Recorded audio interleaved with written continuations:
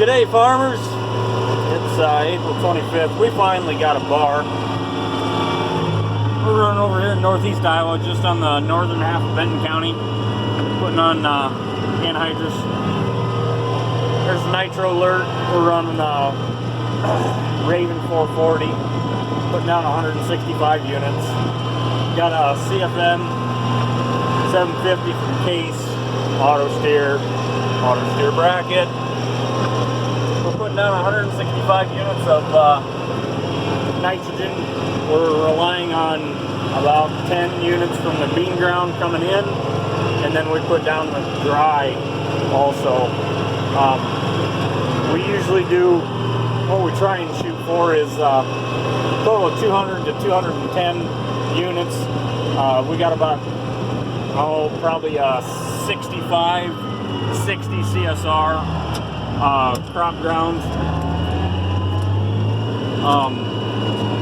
It's not the greatest, but we do have some good black dirt. Our best black dirt is probably behind the house, which is, you can just barely see the red barn or red shop over there. I told you guys I'd get a picture of what the Hagridorn did for the manure spreader. I didn't get that picture, I just ain't had the time, but it just so happens that we're on that same field that I spread manure on.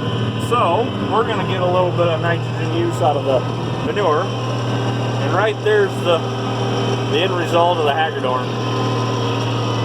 So the day that I spread that, it was pretty wet out for the manure side of it. The ground was, I think it was 6 days since it rained, so that's the end result of what got done. I'm honestly very, very pleased with what the job did. There's a big pile right out there, and it's a lot bigger than what it is on the camera here, but basically what that was, I happened to stop and kind of misjudged on how much I had left in the spreader. Turned the spreader off because I was trying to put some more over there on that knoll where it's pure sugar sand, and turns out that it wasn't completely empty by the time I shut my beaters off. When I shut my beaters off, it kind of had a mess back there. So I turned the beaters back on and it flailed it everywhere. It didn't look pretty, but you can kind of see on what kind of job it did compared to the regular bean ground. These were pretty light loads. That last load over there, nice heavy black streak. I had to drop 2 gears and slow the apron speed way down on it. It just didn't like the job that I was punching out. Running 185 horse out of a 5288, and it pulled that baby down to 0. It didn't like it at all. But the 2 gauges right down there on the frame, that shows me how much pressure I have coming in and how much pressure I have going out of my cooler. Usually the rate will be fluctuating a whole bunch when the tank goes empty, but we're sticking at 165 right now.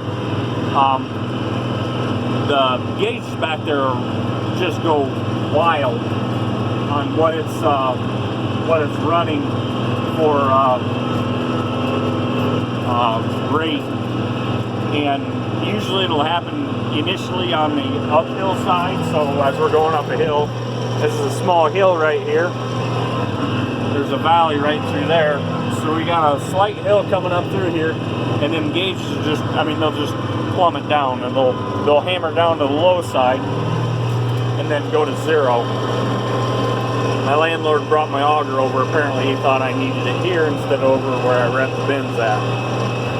I'll go through kind of what we do at the end headlands. So basically I put my left foot on the decelerator, right foot on that. So I hit the auto steer, I'll hit the decelerator, hit my switch, my auto steer's out, raise my anhydrous bar, get it out of the ground. I try and not have it basically leak out of the ground without having anhydrous coming out. So now I'm going to do some more headlands, and I'm going to freeform it. So this is going to be kind of difficult, but we're going to try it. So basically what I'm doing now is putting on more headlands. We got the initial track done, and I wanted to get the AB line set up because I got to go to work because Dad's going to run, and him setting up GPS can be a bear and a half.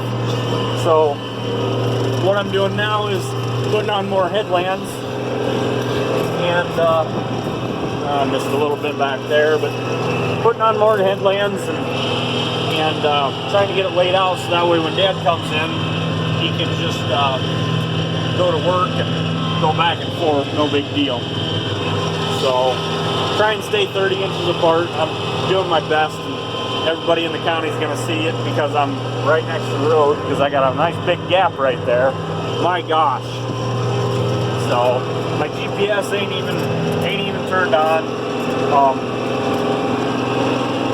I'm probably gonna have to sit you down, and I got a terrible corner trimming up here. But anyways, basically what I try and do is not overlap as much as possible.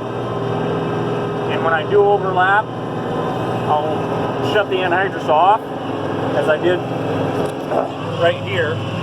I overlapped a little bit, and I don't want to burn the corn too much with too much nitrogen, so I shut it off. So you can see I got a little streak right there. So what I'm going to do is I'm going to set the anhydrous bar back down and come in about where I need to be. Use the phone to turn on the switch, and we're putting the anhydrous down. It takes about 2 to 4 seconds for it to come into action. So that way it's putting out the actual correct amount of rate. But after you get that set, she goes right to work. Pulling a 5315 knife, Case IH bar. Very nice bar. We get it from what used to be Spence in LaPorte City, but now it's Nutrient. I wouldn't rent anybody else's bar, just for the simple fact of the quality of work. I've had bolts shear off, and that's it. That's all that I've had go wrong. My rate's hammering right out. My nitro alerts working perfect. The only problem that I have is actually right now. I'm actually trying to get stuck while we're on the phone here. So what I'm doing is I'm cheating up, pulling the anhydrous bar up out of the ground, so that way I can get through that wet spot. What the problem is right there is it's peat ground. It's been peat ground for a long, long, long time. We've tried tiling it. We've put tile, I think 2 or 3 different times. Dug it up, put new tile down, put the most expensive tile that I've ever been around. We put sock filter tile down. Sock filter is basically, think of a regular tile with a white or a blue or a black sock on top of it. That way it basically keeps everything from coming into it. This last time we put rock on the bottom side. I think we're going to have to go back in and put rock on the top side this time. So I'm coming back up into this. So I'm going to find an AB, and I'm just going to lock onto it. So I'm going to be doubling over, I understand, but it's better than leaving from there out to about right there as a gap. So I am doubling up on the headlands here, and it's right next to my neighbor's. But I'm going to double up on the headland, and makes it look better from the neighbor's fence side. Makes it look better from the neighbors on the highway. So Dad just got here with the second tank. It's been kind of in a short supply this year for some odd reason. I think it's because down south didn't get the time to put on anhydrous in a timely manner just as much as we did. So in turn, what we're doing is we're getting the end results of them not being able to get their product in. So, well, as you can see, I've got one pass around the field, and I'm setting on my AB so that way it's going. So hope you guys have a good fall and spring, whatever. I'm kind of off of it. Over and out.